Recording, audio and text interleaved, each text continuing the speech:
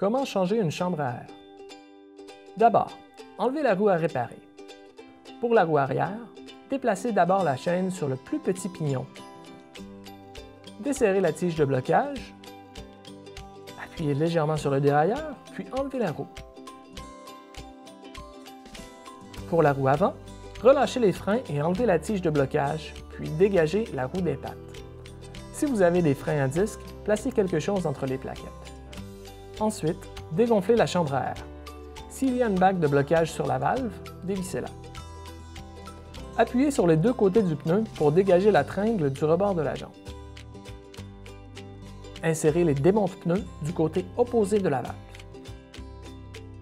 Appuyez sur un, puis sur l'autre, et dégagez la tringle de la jante. Appuyez sur la valve pour la dégager et retirez la chambre à air. Gonflez partiellement la chambre à air neuve, assez pour qu'elle prenne sa forme. Faites passer la valve dans la jante en la maintenant bien droite, puis insérez le reste de la chambre à air dans la jante. Assurez-vous que la chambre à air est bien placée au centre de la jante, puis insérez la tringle dans la jante. Utilisez les démonte-pneus seulement s'il est trop difficile d'insérer la tringle à la main. Prenez soin de ne pas perforer la chambre à air avec les démonte-pneus.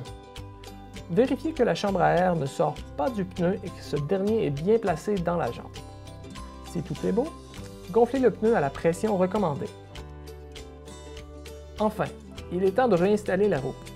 Pour la roue avant, insérez la roue dans les pattes de la fourche, puis vissez du côté opposé au levier jusqu'à ce qu'il y ait suffisamment de tension pour le bloquer. Le levier doit pointer vers le haut. Pour la roue arrière, vous devez exercer une pression sur le dérailleur afin d'insérer la roue. Une fois la roue réinstallée, replacez correctement le frein.